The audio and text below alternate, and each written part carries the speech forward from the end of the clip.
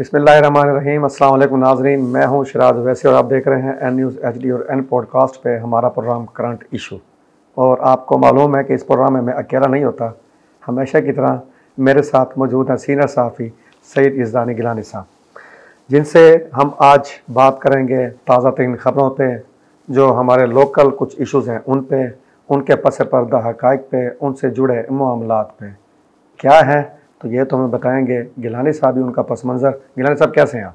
Thank you very much जी, अल्लाह का करम, आपकी दुआएं। सर 2 दिन आपने प्रोग्राम नहीं किया, हमारा तो ऐसे समझें स्टूडियो वीरान सा और मैं खुद बड़ा उदास सा।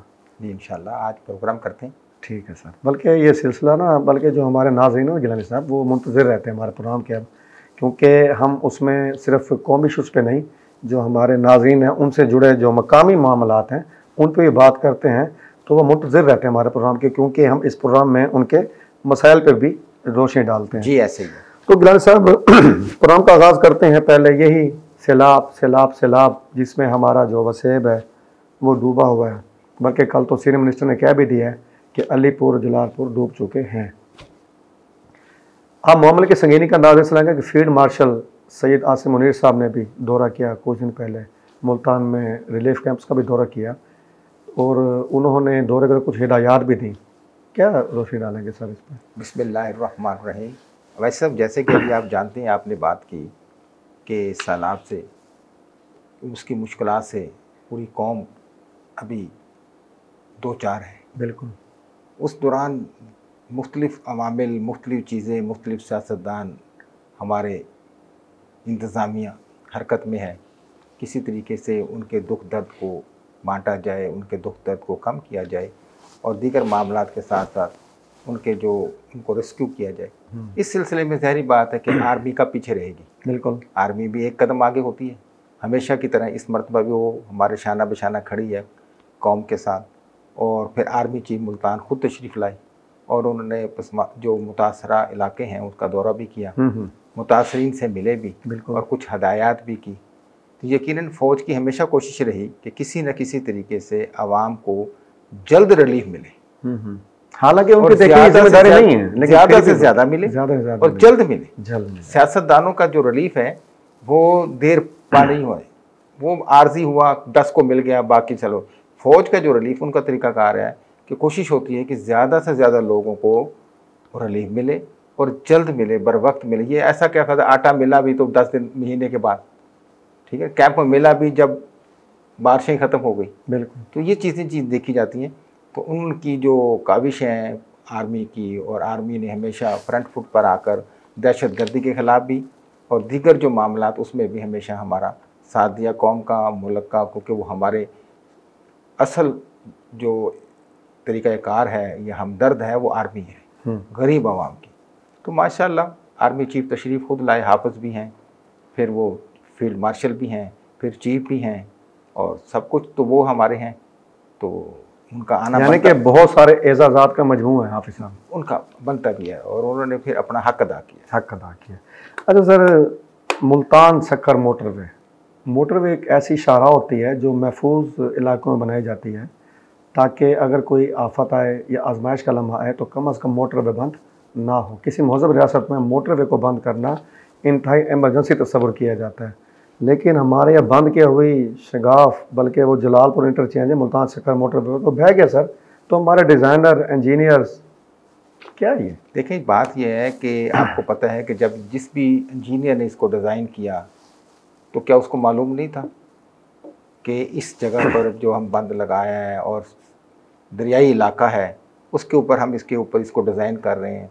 तो सबसे पहले तो उस इंजीनियर को बुलाकर, सर एक इंजीनियर की बात होती है, पूरे इदारे इसमें इन्वॉल्व होते हैं। ज़ाहिर बात है NHA उसमें इन्वॉल्व है, तमाम बनाने वाले इंजीनियर हैं, तमाम जो लोग बड़े बैठे हुए हैं जिन्होंने इसकी मंजूरी दी, उनको बुलाकर मैं कहता हूँ उनको फौरी कैफरे किरदार तक पहुँचाए।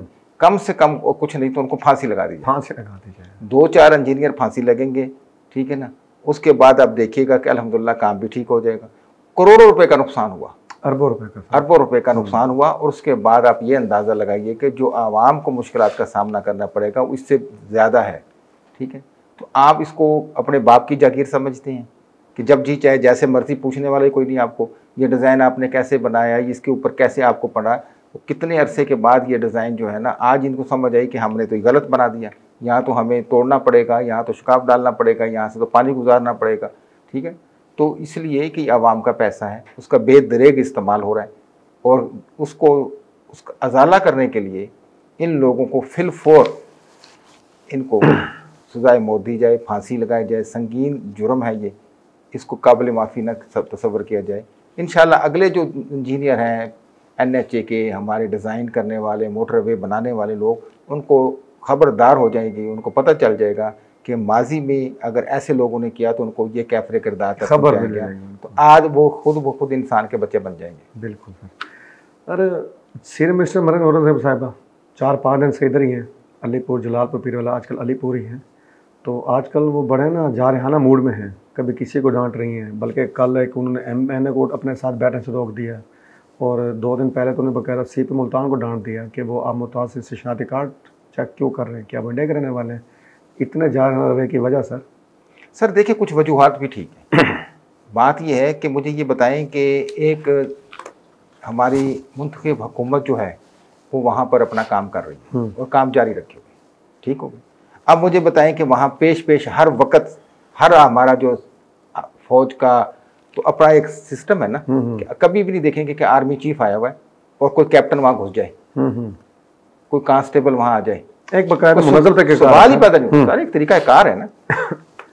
इसी तरीके से कि जब एक हमारी इंतजामिया जो है हुकूमत आई हुई है, मुंतखब हुकूमत मैं इसे कहूँगा, बिल्कुल ठीक है ना, मुंतखब हुकूमत आई हुई है, सीनियर वजीर उनकी वहाँ मौके पे मौजूद हैं, सियासतदान वहाँ पे मौजूद हैं, तो CPO साहब वहाँ घुसे हुए हैं। किस काम के लिए भाई? आपका वहाँ क्या काम है? Protocol duty. किस चीज़ की प्रोटोकॉल? आप उसके दाएं बाजू के साथ 4 पुलिस अफसर एक हैं, 4 बाएं बाजू के साथ 4 पुलिस अफसर और हैं, क्या करना है आपका वहाँ? काम ही नहीं बनता। जितना उनके साथ हो गया, इसके बाद उनको चाहिए कि अब वो उनके 10 फरलांग दूर रहे जो उनके साथ हो गए, अगर वो समझदार है। लेकिन उसके बाद क्या हुआ सर कि उसे सीनियर मिनिस्टर ने फिर 2 दिन बाद उनको बकायदा सराहा जी कि मैंने इनको डांट डपट की, लेकिन फिर भी ये मैदान में मौजूद रहे, मेहनत की, मेरे साथ नथी हैं।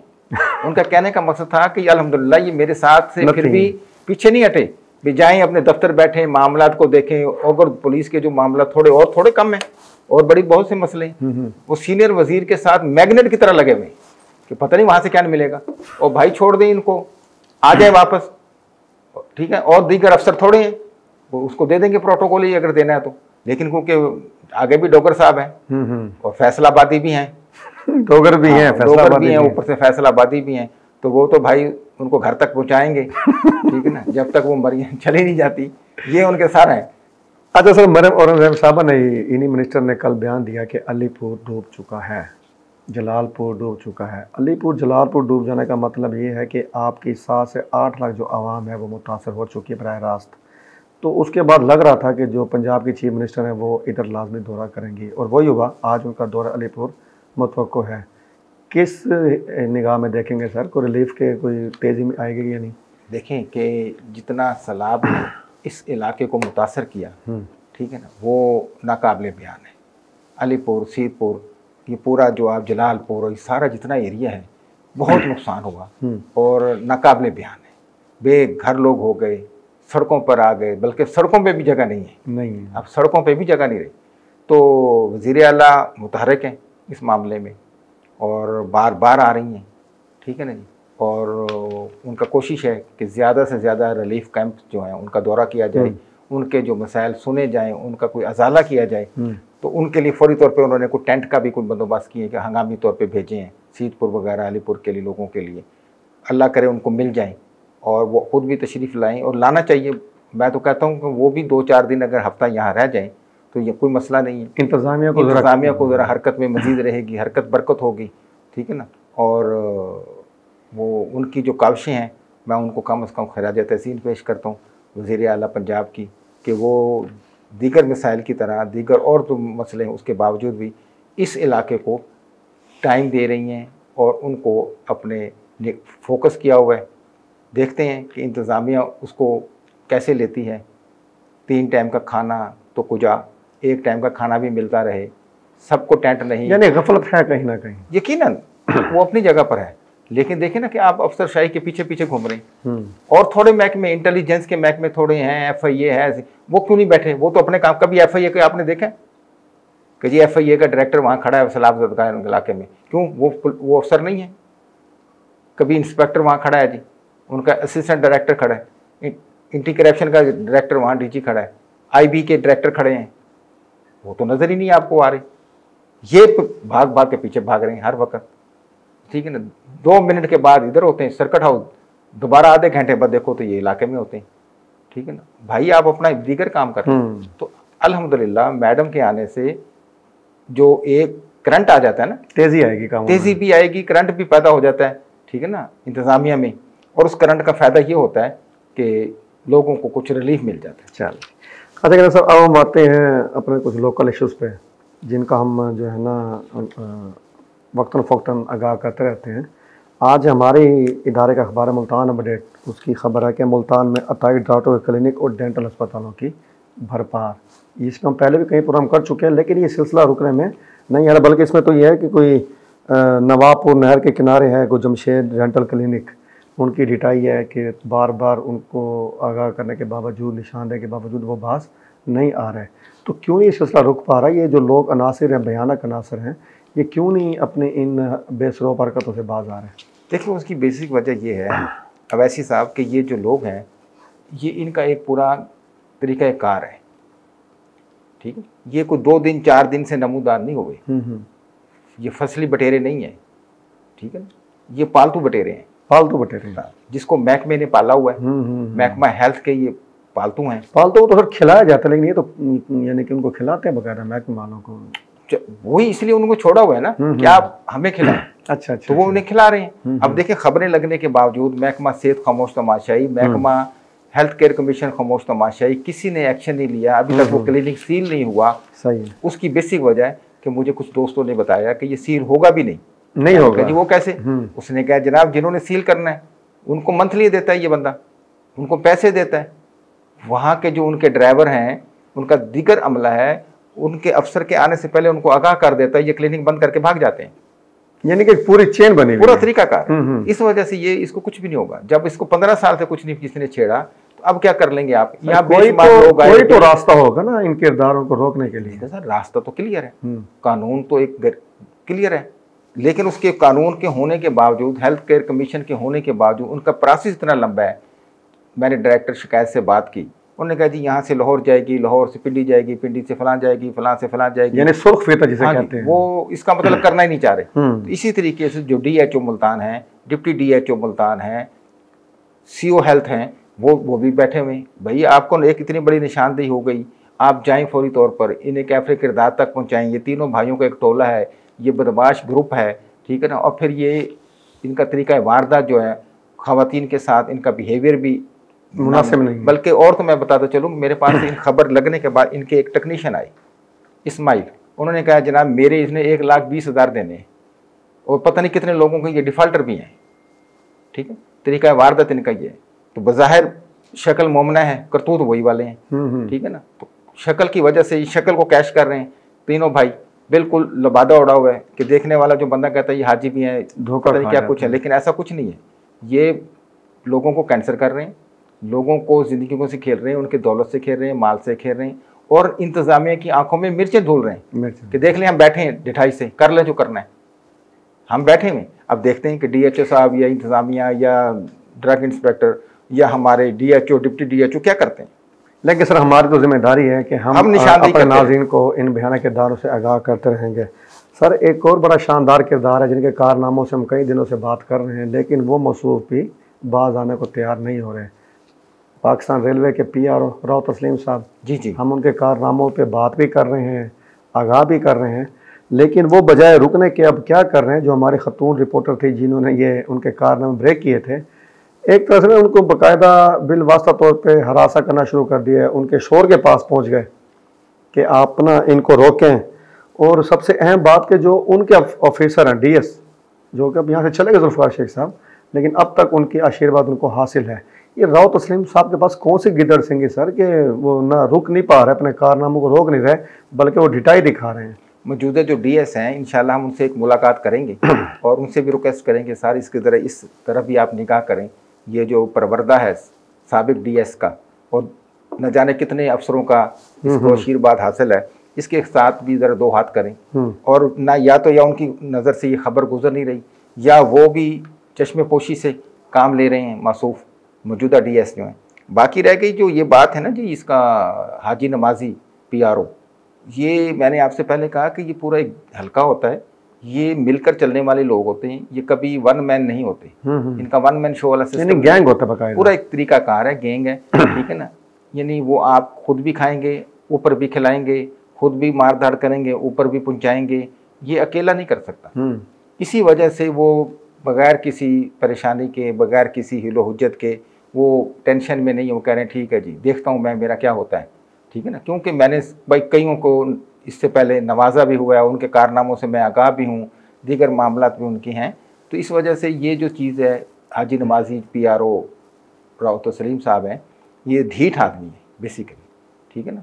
इनको अगर कोई इज़्ज़तदार आदमी होता है वो फ़ौरन इस्तीफ़ा दे देता है जी मेरे पे ये इल्ज़ामात हैं। अभी तो देखेंगे FIA में क्या बनता है इनके साथ, उन्होंने आज दरख्वास्त देनी थी, ठीक है ना। अगर वो सर हक़ाइक़ पे उन्होंने इल्ज़ामात हैं सर, वो FIA में चला गया, मुतासरा शख्स FIA और जो नौकरी का इशू था जी वो चले गए। और मज़ेदारी की बात है कि अब फिर नौकरियाँ पुलिस में और रेलवे में इधर उधर आ गई हैं, तो इनकी फिर चांदी लग जाएगी, ठीक है ना। ये मासूफ जो हैं एक बाअसर आदमी है, असल में बात ये बाअसर PRO है, ठीक है ना। ऐरा गैरा आम बंदा नहीं, ऐरा गैरा होता तो वो ये खुदे लाइन लग जाता।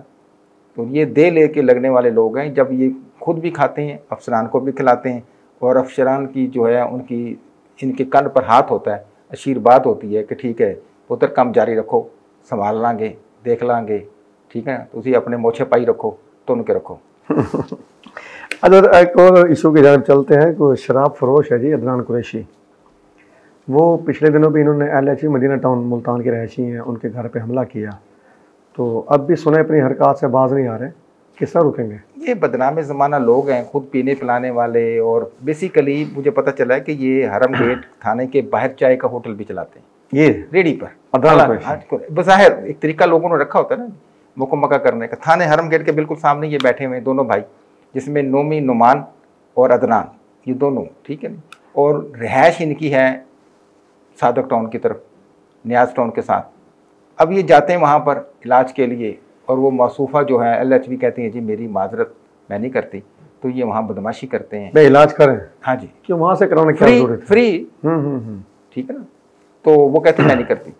तो इन्होंने फिर अपनी वही तरीकाकार जो इनका होता है बदमाशी का, इन्होंने अपनी धौंस दांदली के ज़रिए, बदमाशी के ज़रिए तोड़ फोड़ वहाँ की, हरासा किया। खैर उसकी FIR दर्ज होगी थाना कुतुबपुर में। अब कुतुबपुर में FIR तो दर्ज होगी, अब देखते हैं उस FIR का बनता क्या है।